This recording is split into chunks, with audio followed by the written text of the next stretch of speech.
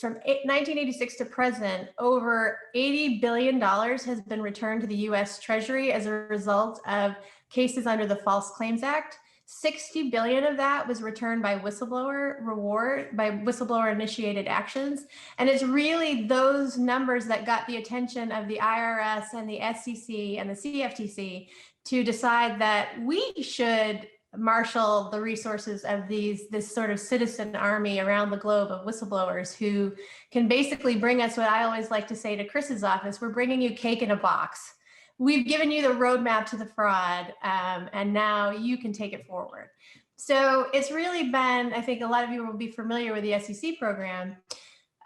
It was out of the Dodd-Frank Wall Street Reform Act, out of the financial crisis, that this SEC program was born.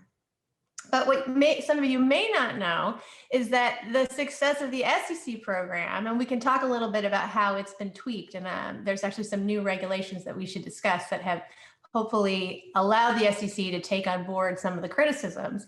But it has expanded now into, starting January 1st, I thought this audience would be interested to know that Congress, hidden in an omnibus defense bill, has included an anti-money laundering act, which tries to follow the UK's example and you have to reveal who ultimate beneficial owners are to law enforcement.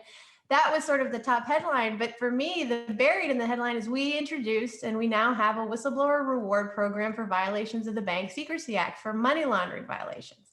So I think that's incredibly significant, given that if you look at the success of the SEC program, we now think that the Department of Treasury and FinCEN will hopefully soon be receiving the types of rewards that Chris likes to see cross his desk.